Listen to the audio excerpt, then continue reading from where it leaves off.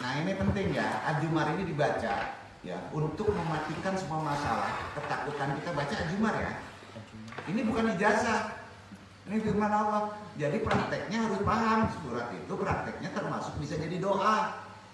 Kalau kita masalah kuat banget, kita masuk kepikiran sampai nggak bisa tidur baca Al-Jumar. A'udzu billahi minasy syaithanir rajim. Bismillahirrahmanirrahim.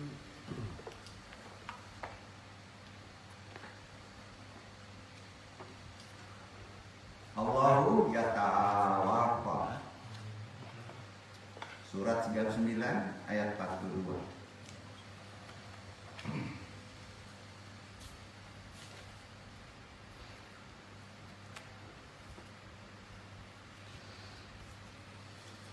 Allahu yatawaffal anfusa hina mautiha wallati lam tamut fi manamiha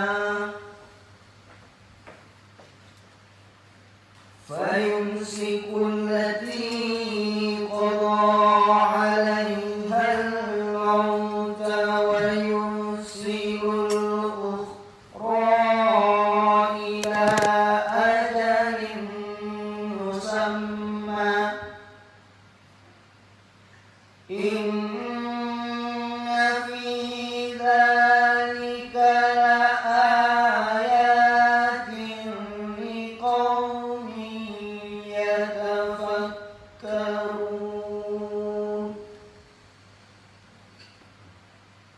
Allah memegang jiwa orang ketika matinya dan memegang jiwa orang yang belum mati di waktu tidurnya.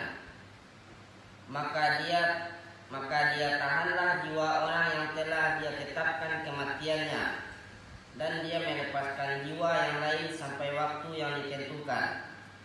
Sesungguhnya pada yang demikian itu terdapat tanda-tanda kekuasaan Allah bagi kaum yang berpikir. Jadi Allah bisa mematikan masalah kita. Bisa kan? Betul kan? Bisa menyelesaikan masalah kita. Bisa kan? Jadi jangan dipahami secara mutasyabihat dong ayat itu. Kan untuk kita. Berpikir kan manusia. Bagi orang yang berpikir. Jadi kalau kita misalnya sulit menghadapi persoalan, bisa dibaca ayat ini? Bisa? Bisa menjadi power? Demi Allah bisa. Duduk, udah selesai kan pulang lah. Nah udah. Abu ini bukan hadis, ini Quran kok. Quran kan bukan dari manusia. Nggak percaya sama Allah, nggak beriman antum. Betul kan? Udah baca aja ini. Jadi jangan diramaiin ya. Kalau banyak masalah, antum besok ini aja pakailah. Baca itu. Baca itu. Ibarat sakit, obatnya CTM aja tuh. CTM, kanker CTM, gitu kan gitu. Semua masalah kan clear dengan ini kan. Masalah semua bisa digenggam sama Allah. Bisa dihidupkan sama Allah. Cuman letak Allah itu harus tahu. Ya. Ya tadi. Allah itu maha cemburu. Jangan diisi dengan masalah kalau antum. Duduk nggak? Nah itu perlu takdir. Ada pertanyaan nggak sampai sini? Agak susah ngaji ini. Kira-kira nggak apa-apa. Nggak apa-apa. Jangan merasa rendah ya, karena yang duduk juga belajar lama.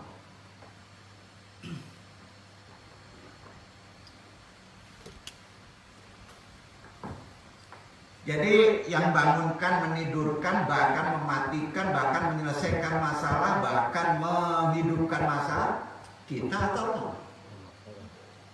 Berdasarkan apa tadi? Berpikir. Karena itu gara-gara. Ikhlas nggak kalau dikasih masalah?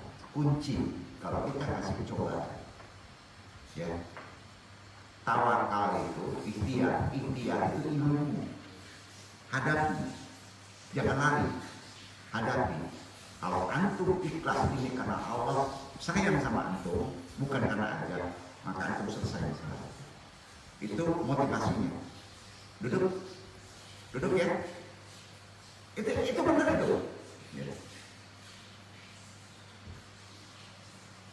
Kita melakukan amal ibadah, bisa sholat pun sebetulnya antum harus minta kepada Allah. Pengen berdoa pun antum sebaiknya minta sama Allah supaya bisa berdoa. Berdoa yang benar itu nggak sembarangan. Karena antum pun nggak bisa membaca Quran. Quran itu syarat makna, berlapis-lapis makna. Maka Allah sering menyebutnya melalui cahaya makrifat terkait dengan hati. Cahaya itu penerangan diri. Allah memberikan energi untuk menggerakkan seluruh makhluk hidup agar bergerak mengenal Allah kan, beribadah kepada-Nya kan. Ada kepercayaan di masyarakat Indonesia nih, kaitkan dulu dengan roh. Ya, walaupun ini udah pangkal ya. Roh orang yang meninggal akan pulang ke rumah setiap malam Jumat, minta didoakan keluarganya. Tolong dijawab antum. Ya udah ada dasar.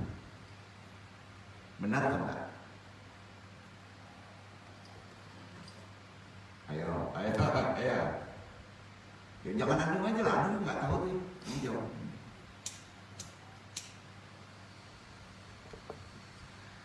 Jika di rumah itu keluarganya tidak ada yang mendoakan, maka roh orang yang sudah meninggal ini akan sedih dan kembali ke alam kubur menangis. Roh orang yang meninggal dalam kepercayaan masyarakat Indonesia, wabil khusus Indonesia, disebut bisa mengunjungi rumah sanak keluarganya untuk melihat kondisi mereka. Bagi masyarakat daerah tertentu, ada pula yang aneh nih, kebiasaan menyiapkan makanan kesukaan orang yang almarhum tadi, yang sudah meninggal di setiap malam Jumat. Betul kan? Nah, yang diperuntukkan bagi roh tersebut ketika pulang ke rumah. Pertanyaannya sekarang terkait tadi, benarkah roh orang yang sudah meninggal bisa pulang setiap malam Jumat ke rumahnya? Benarkah arwah pulang ke rumah setiap malam Jumat? Karena ada lirik lagu religi selawat nih ya, yang beredar di masyarakat mengenai kepercayaan terhadap roh yang pulang setiap malam Jumat dilaguin Pak. Ada itu lagunya. Habib juga ada tuh lagunya. Lagu tersebut secara garis besar menyebut bahwa setiap malam Jumat roh akan pulang ke rumah minta didoakan. Jika anak-anaknya berdoa, untuknya dia senang. Jika tidak, dia roh itu kembali ke kuburnya menangis. Emangnya ketemu lintang? Nggak ketemu lintang, itu badan kan catchingnya. Nah, antum kalau rusak nih catchingnya, kan bisa ditukar tuh. Antum buang begitu aja kan? Nggak apa-apa. Gimana? Balik lagi tuh ke catching itu kan, rusak enggak ya? Udah baru catchingnya ya.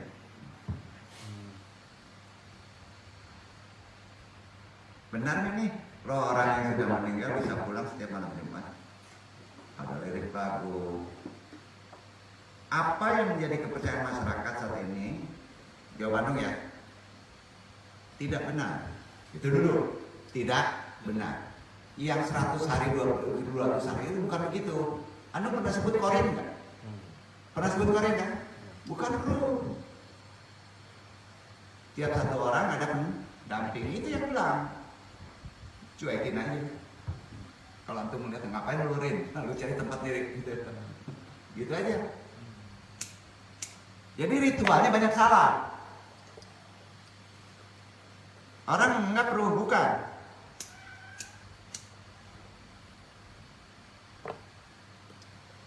Kalau roh itu namanya ilmu kaya. Ilmu apa? Ilmu kaya. Enggak ada itu malam Jumat roh orang meninggal pulang ke rumah. Bahkan korin itu bisa nongkrong lama di rumah loh. Yeah.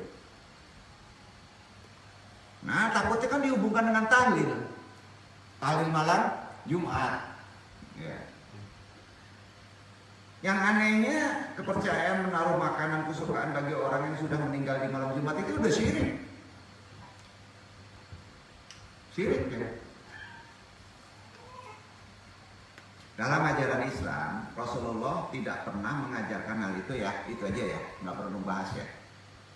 Maka sering ada perdebatan perkara tahlil. Tahlil itu benar, tapi pemahaman makrifat harus paham, bukan roh yang kembali ya. Pahami itu. Orang meninggal malam Jumat, pulang ke rumah, minta doa, kemudian kalau ada didoain, nah, ya, maka dia akan gembira. Kalau nggak ada doa dia nangis. Mana ada itu? Nggak ada cerita macam itu ya. Yang ada kewajiban kita. Kewajiban kita yang masih hidup, seorang anak mendoakan orang tuanya. Itu yang disebut tahlil. Ya, boleh ditentukan waktunya, boleh jadi berarti ya. Itu sama dengan mendoakan kita dengan lebih afdal kalau kita banyak mendoakan gitu kan. Nah, itu ilmunya. Ya. Ngapain jalan-jalan ke rumahmu gitu. Kenapa begitu?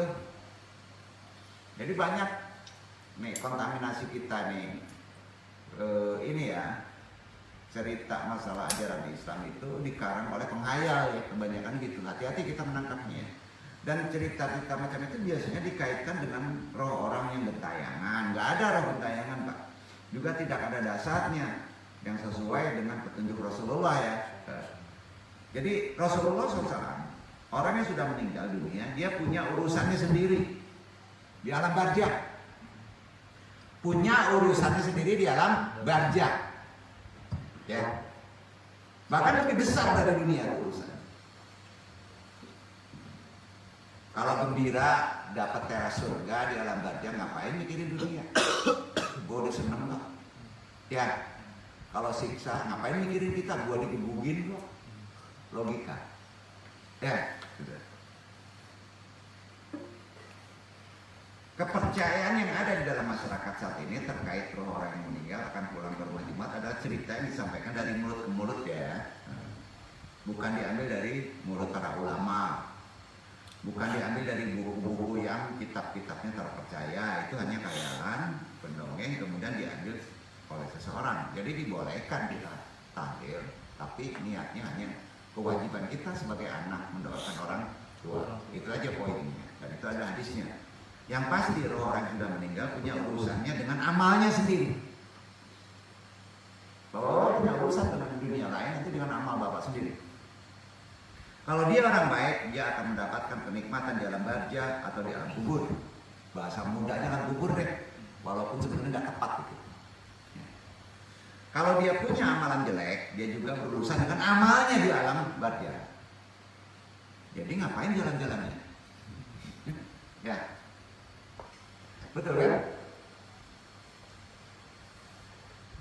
Pertanyaan selanjutnya, benarkah roh atau arwah orang yang sudah meninggal dunia itu bisa datang lewat mimpi? Bantuin lah, bantuin dong nih. Bisa nggak? Neng saya jawabkan nih, capek dulu. Kan ini sering jadi pertanyaan yang aneh-aneh nih.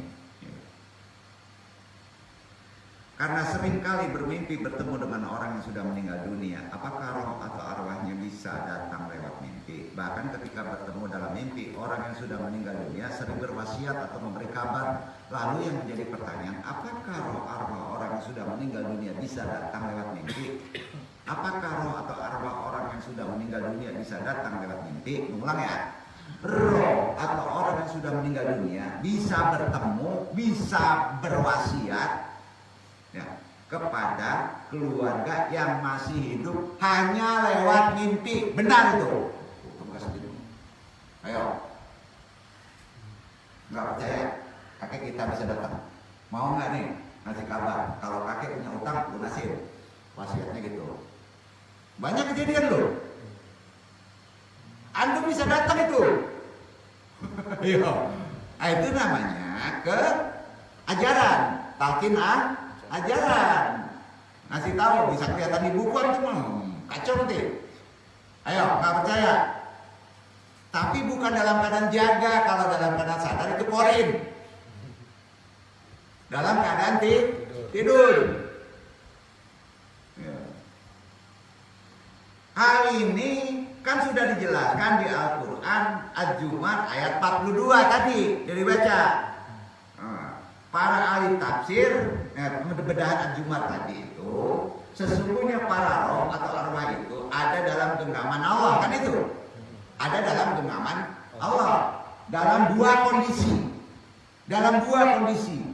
yaitu ketika tidur dan ketika meninggal dunia. Jadi bisa datang ketika tidur. Itu ayatnya. Benar kan nih? Itu terlalu pintar jadi gak paham nih. Maka urai itu Quran. Bisa datang waktu dalam keadaan tidur. Duduk. Jadi roh yang bergentayangan itu bisa dipastikan tidak ada sebenarnya. Karena roh itu digenggam oleh Allah. Betul kan? Nah, Imam Ibnu Katsir rahimahullah mufasir diakui lebih, maka sesungguhnya ada kondisi yang memungkinkan antara bertemunya roh atau arwah orang yang sudah meninggal dengan roh yang masih hidup dalam keadaan mimpi. Begitu tafsirnya. Jadi berdasarkan dalil tadi, dalil ini Quran ada, tafsirnya ada. Antara roh yang sudah meninggal dan roh yang masih hidup bisa bertemu, tapi syaratnya tidur benar ya. Mimpi. Ngeri ya ngaji? Enggak ya. Ini ilmu Pak, supaya tahu. Karenanya Allah menggandengkan kalimat Allah Subhanahu wa taala menggenggam roh orang yang hidup ketika tidur dan roh orang yang meninggal dunia, digandengkan kan? Iya kan? Dilepas tuh. Lu masih ada utang, bilangin ke ahli warisnya. Duduk. Jadi bedanya roh yang sudah meninggal dunia tetap digenggam dan tidak bisa kembali ke alam dunia. Makanya ada di alam barzah. Ini dijelaskan di Al-Quran. Tambah kedua nih supaya lebih paham. Al-Mu'minun ayat 100 dibaca Ikhwan. Itu ayat selanjutnya. Silakan baca. Nah ini ilmu-ilmu supaya roh datang nih. Kalau roh datang lagi orang tua apa misalnya nanam warisan kan gitu deh. Gimana supaya ditunjuki bisa aja. Kalau untuk mudarat datang amalannya itu Al-Mu'min ayat 100. Baca deh. La aliyanalu sholiman.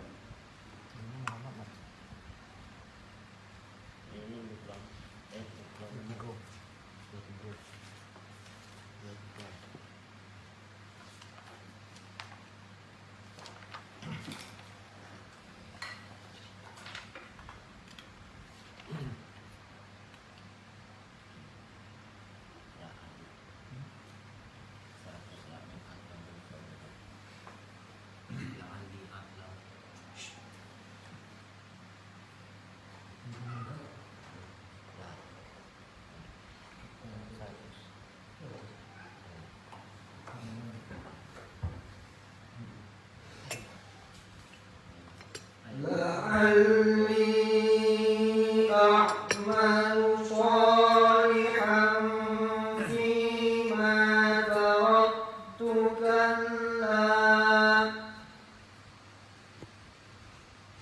كلا إنها كلمة هو قائلها ومن ورائهم برزخ إلى يوم يبعثون. Agar aku berbuat amal yang soleh terhadap yang telah aku tinggalkan. Sekali-kali tidak. Sesungguhnya itu adalah perkataan yang diucapkan saja. Dan di hadapan mereka ada dinding sampai hari mereka dibangkitkan. Agar aku dapat berbuat kebajikan yang telah aku tinggalkan. Sekali-kali tidak, kata Allah.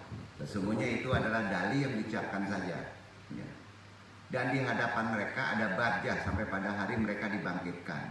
Jadi gini, ini harus dibenerin pemahamannya. Seolah-olah tidak bisa, betul kan? Tapi antum tidur itu tidur itu saudara mati. Antum pas tidur itu di alam barja. Satu tempat dengan ruh tadi. Duduk nggak? Tidur adalah saudara mati. Jadi kalau antum tidur, itu antum udah sama di alam barja, makanya sering nggak sadar. Ya, gitu. Jadi pas sadar, yang ditakutkan bener di alam barja. Gitu. Ya. Makanya sebaiknya kalau tidur, antum berwudu, ya, berwudu. Itu sunnah Rasul, ya. Makanya pengen nggak masuk ke alam barja, antum begadang. Jangan itu kan dia macam-macam. Jadi ini jelas menerangkan bahwa alam barza itu tembok yang tidak bisa ditembus kecuali Allah memasukkannya. Ya, yaitu dalam tidurnya. Duduk. Nah, ulama menerangkan ketika dalam kondisi tidur, roh orang yang sudah meninggal dunia dengan roh orang yang masih hidup kemungkinan bisa karena dipertemukan pada tempatnya. Duduk. Ya, sifatnya, daerahnya itu hanya di dalam mimpi. Hakikat itu adalah benar. Hakikat tadi adalah benar. Berarti potensinya gini, antum bisa dipertemukan dengan almarhum orang tua kita dalam keadaan tidur melalui mimpi. Makanya ada mimpi yang benar, ada mimpi yang tidak benar. Ya, maka ada ajaran tafsir mimpi. Tapi kebanyakan hati-hati kalau kolbu nggak benar, kalau pikiran memori penuh, maka tafsirnya mimpinya waswisu wisudu dinas, kayak setan, jin, nggak benar. Insya Allah paham kita. Mimpi yang benar dan mimpi yang tidak benar. Ada pertanyaannya apa ini? Kita bahas sedikit lagi. Sebuah riwayat sahih dijelaskan ada seorang sahabat bernama Syabit bin Qais. Dalilnya nih ya, yang anu sampaikan tadi di Quran juga ada disebut. Dia gugur dalam perang Yamamah, kemudian dikuburkan. Selang beberapa lama, pada saat Syabit bin Qais meninggal, seorang laki-laki lain tidur. Dia didatangi Syabit dalam mimpi, dan Syabit dalam mimpinya berkata, aku hendak mewasiatkan kepadamu satu wasiat sewaktu aku gugur. Lewat ke dekatku seorang muslim, lalu diambilnya baju besiku yang harganya sangat mahal. Rumahnya sangat jauh. Orang tersebut memiliki kuda yang kepalanya mendongak bagaikan tertarik tali kekangnya. Begini aja. Hadis ini sahih. Baju besi itu disimpan ditutupi sebuah periuk besar, dan periuk itu ditutupi pelangan kuda. Pergilah kepada Khalid dan mintalah seseorang mengambilnya, kata almarhum Syabit dalam mimpinya kepada seseorang. Kemudian apabila kamu sudah sampai ke kota Madinah, temuilah Khalifah Abu Bakar. Katakan kepadanya bahwa aku mempunyai utang sekian banyaknya. Aku mohon agar ia bersedia membayarnya. Maka ketika laki-laki itu bangun dari tidurnya, langsung dia segera menjalankan apa yang diperintahkan dalam mimpinya dan menemui Khalid bin Walid. Lalu ia bercerita tentang mimpinya itu kepada Khalid. Khalid pun mengirimkan seseorang untuk mencari orang yang mengambil baju besi itu. Benar kejadian. Lelaki utusan Khalid tersebut akhirnya berhasil menemukan seperti yang digambarkan oleh almarhum Syabit di dalam mimpi tadi. Hingga akhirnya bertemu Abu Bakar dan melunasi hutang Syabit bin Qais. Para ahli tafsir berkata, itulah wasiat orang yang sudah meninggal dunia yang pertama kali dipenuhi oleh orang yang hidup. Jadi ketika bermimpi bertemu orang yang sudah meninggal dunia, itu benar adanya. Itu ruh, bukan kori. Duduk. Ada sini saya. Gimana? Bapak-bapak mendatangi mimpi? Nah, artinya ruh atau arwah yang sudah meninggal dunia bisa datang lewat mimpi. Jadi antum kalau ingin melihat juriat, yang duduk tahu mesti kemana kita berwasilah, tawasul sebelum ke Nabi. Nah, ayatnya tadi putarannya alo dan 100 untuk memanggilnya. Gimana manggilnya? Tahu nggak? Sama arwah antum. Tahu ketawa. Jangan dikotak-katik dulu dengan tafsir diri ya. Ada aturan, nyasar pula nanti ke muka lu. Bagi orang yang sering berziarah kubur, dalil selanjutnya supaya yakin ya, arwah bisa datang. Mungkin ada nggak pertanyaan, apakah orang yang meninggal bisa mendengar ucapan orang yang masih hidup? Tolong jawab. Nah, namanya sebelum tutup nih. Harus benar nih. Kalau nggak benar ngaco. Kalau salah, antum menjadi masalah nanti. Jadi klinik pola berpikirnya kan. Nah, kita diwajibkan memberi salam kepada ahli kubur. Tahu tuh.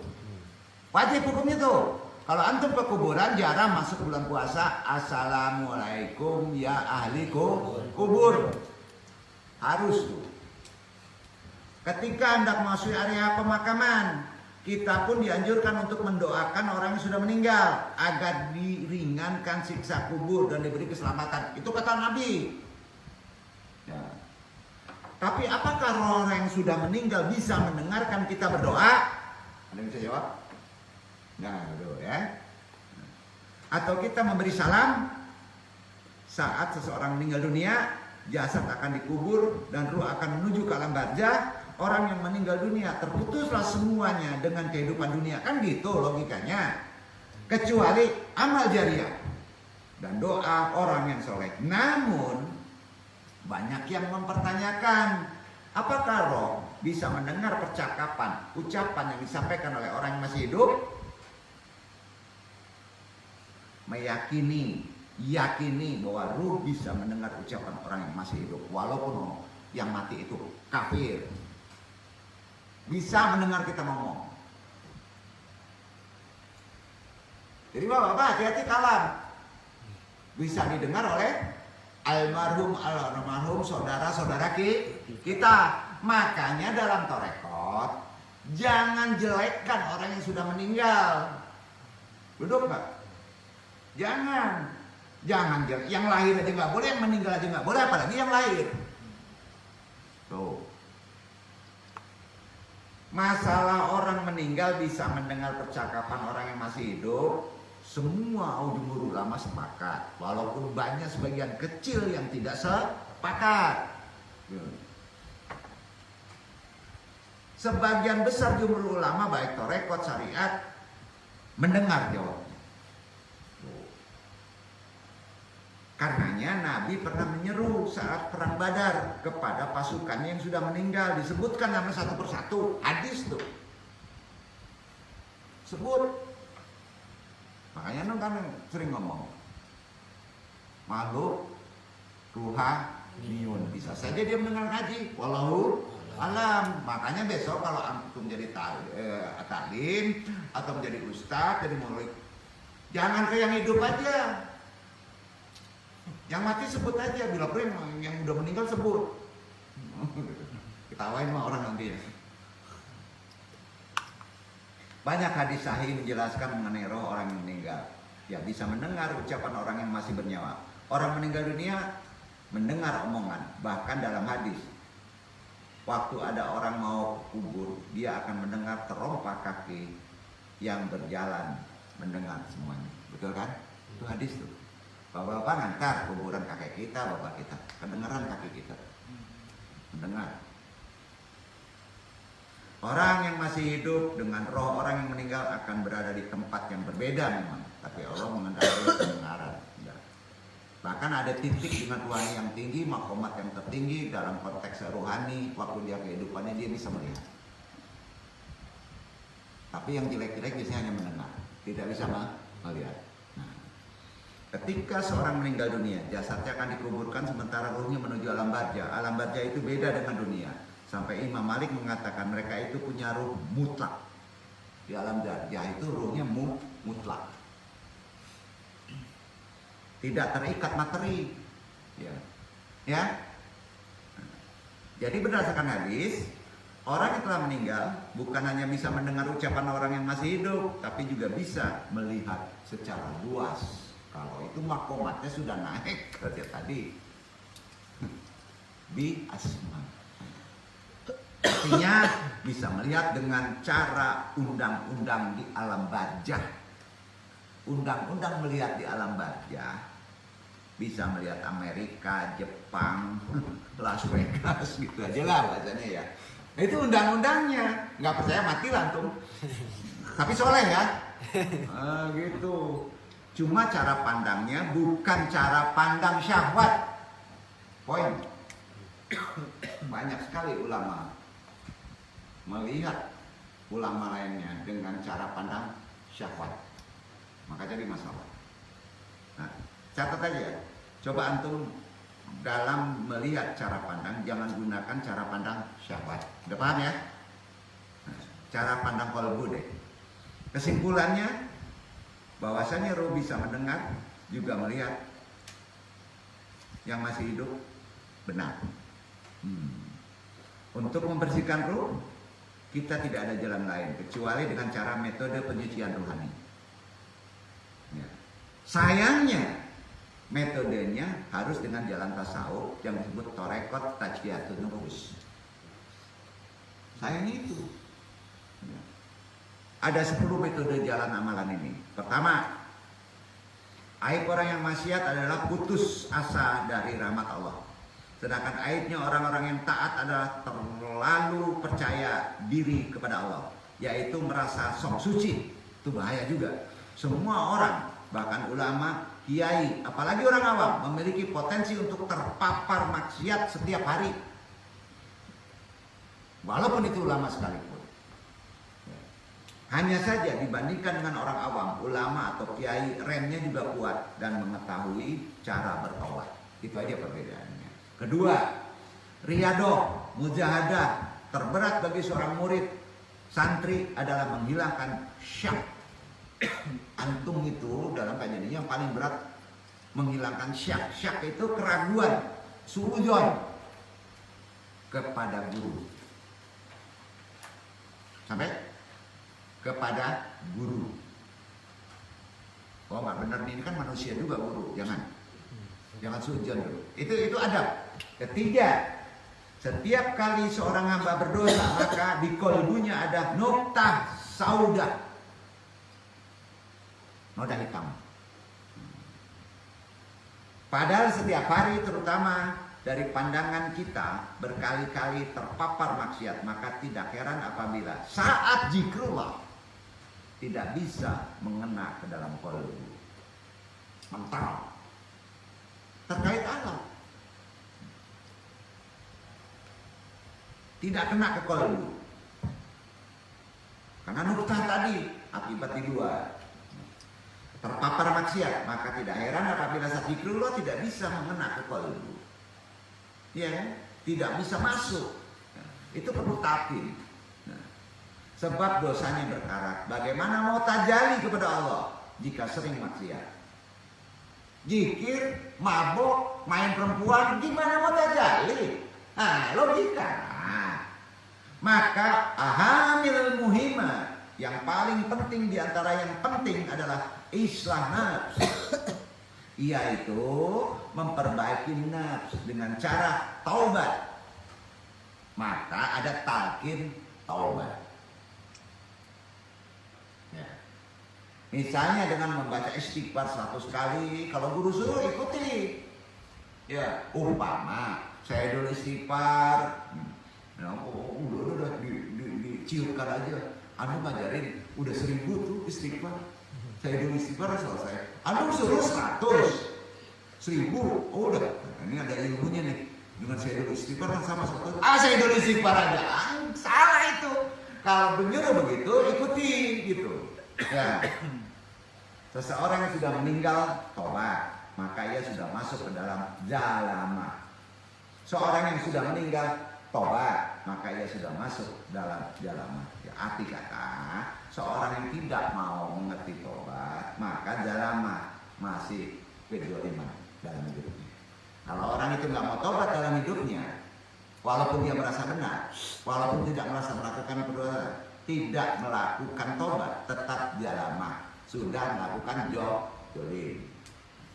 Nabi aja tobat tuh, istighfar. Orang torikoh tobatnya dari dosa kolbu. Antum tuh tobatnya dari dosa kolbu. Udah beda. Nah, orang syariat dari dosa fisik. Tapi nggak bisa tobat kolbu kalau dosa fisik masih ada gitu. Sedangkan ahlul hakikat tobatnya gimana? Tobat dari tobat. Kejawab. Nah,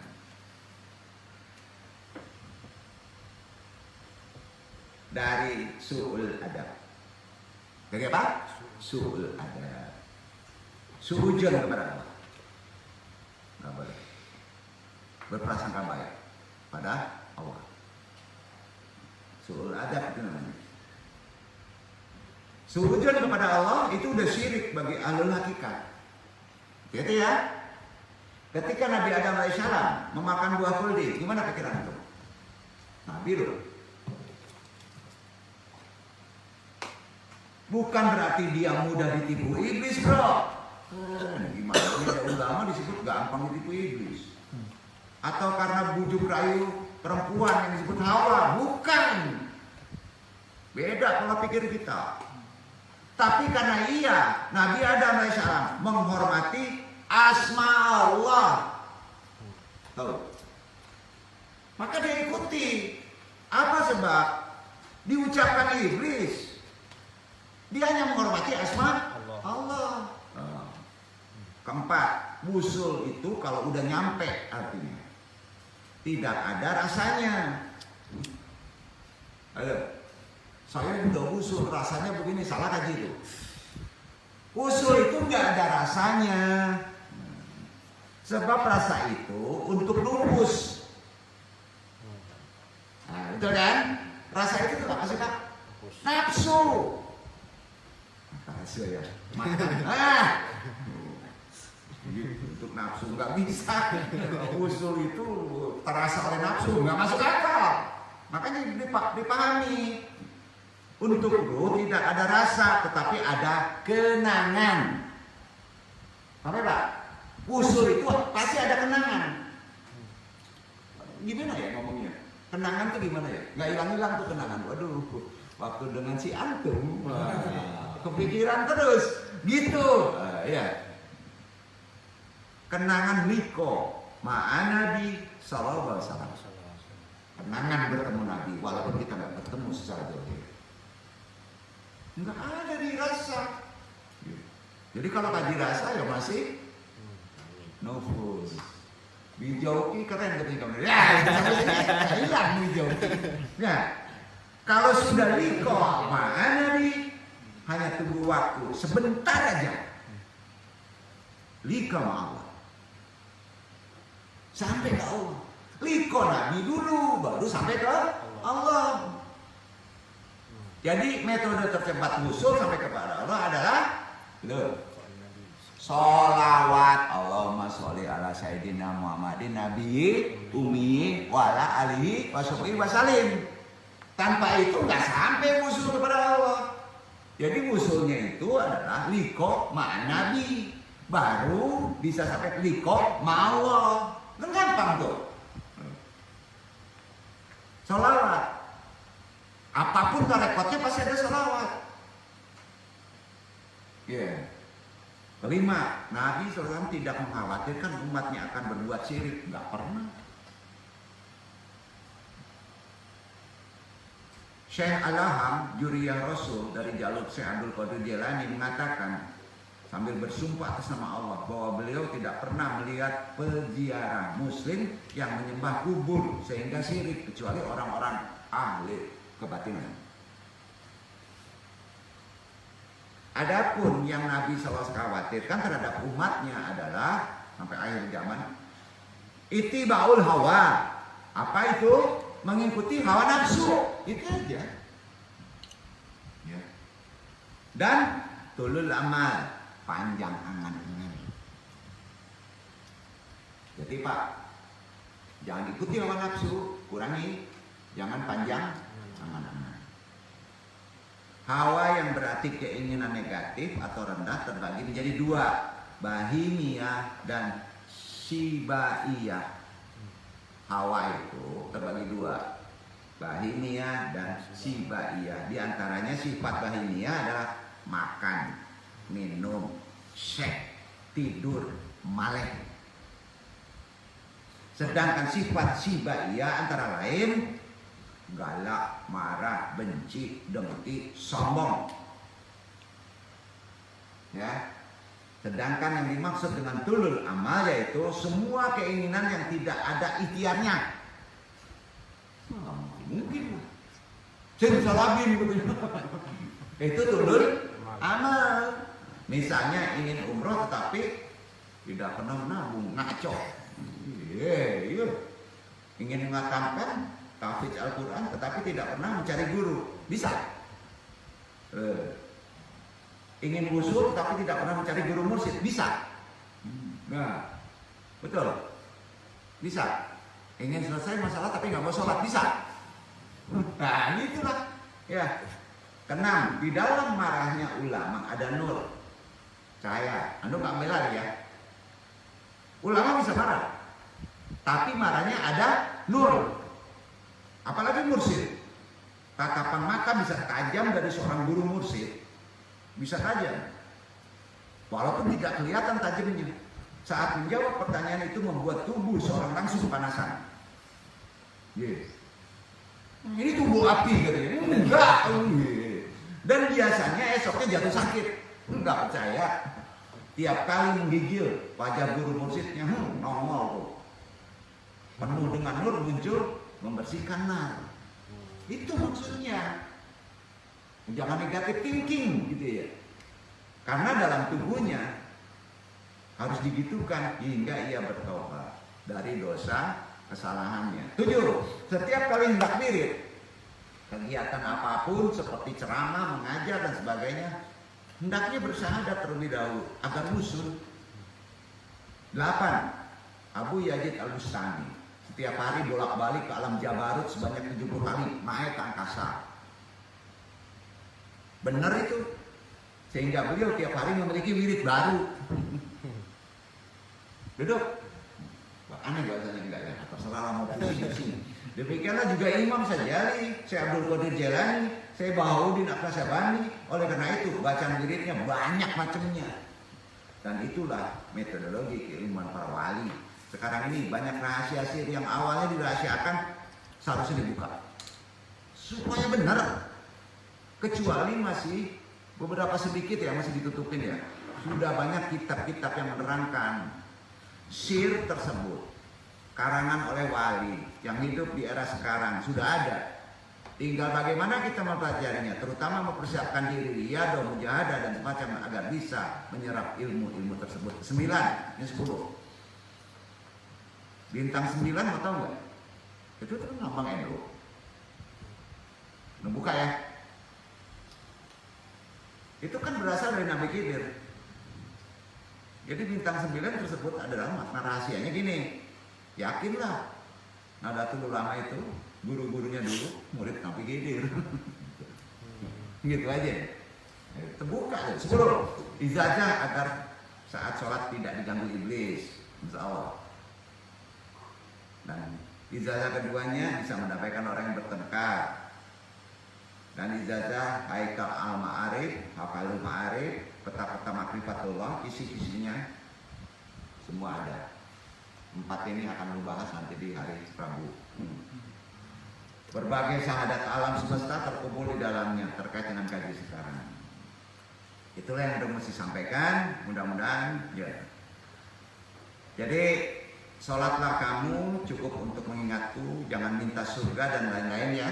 Nah, cukup diawali dengan zikrullah, karenanya ada 3 tingkatan ibadah. Sholat manusia pada kondisi sekarang ini kepada Allah untuk diketahui. 1, manusia ibadahnya hanya menggunakan sebutan atau lisan kepada Allah. 2, manusia hanya menggunakan ingat qalbu kepada Allah.